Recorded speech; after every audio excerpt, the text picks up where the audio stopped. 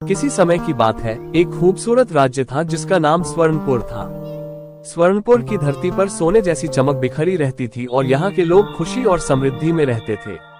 इस राज्य में एक प्यारी राजकुमारी थी जिसका नाम अमृता था। उसकी सुंदरता और दयालुता पूरे राज्य में प्रसिद्ध थी। अमृता के पास विशेष शक्तियां थीं जो उसे किसी भी समस्या का समाधान खोजने में मदद करती थी।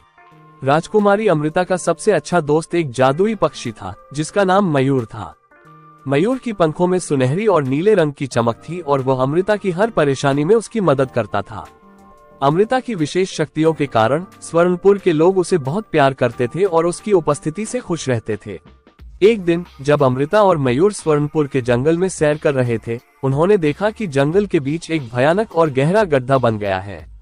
इस गड्ढे के अंदर से एक अजीब सी आवाजें आ रही थीं।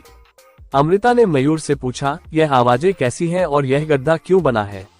मयूर ने उत्तर दिया, राजकुमारी, ये गड्ढा एक प्राचीन जादुई शक्ति का संकेत है जो अनदेखी दुनिया की ओर जाता है। इसके अंदर एक भयंकर राक्षस निवास करता है। अमृता ने ठान लिया कि वो इस गड्ढे के रहस्य को जानने के लिए जरूर जाएगी। उसने अपनी जादुई शक्तियों को सक्रिय किया और गड्ढे की ओर बढ़ी।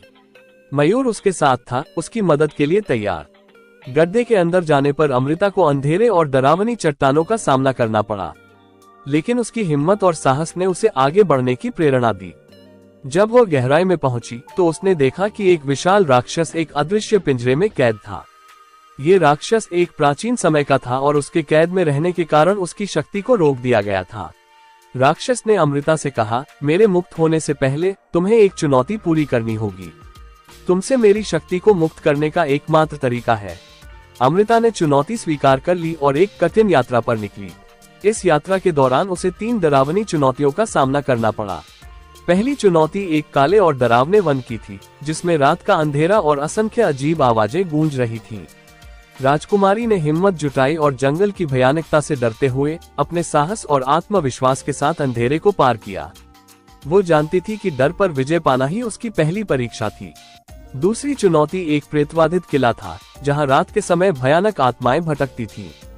किले के अंदर प्रवेश करने पर राजकुमारी को आत्माओं की चुपचाप चीखें और रहस्यमय घटनाएं देखने को मिली।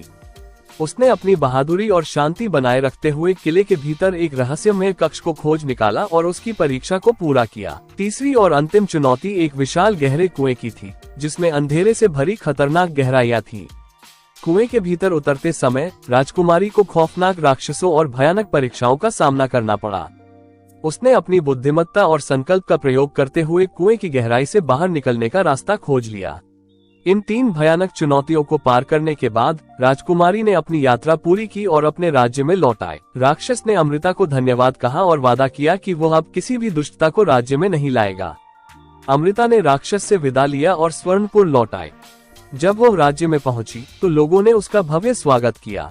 उसके साहस और सच्चाई ने स्वर्णपुर को और भी समृद्ध और खुशहाल बना दिया।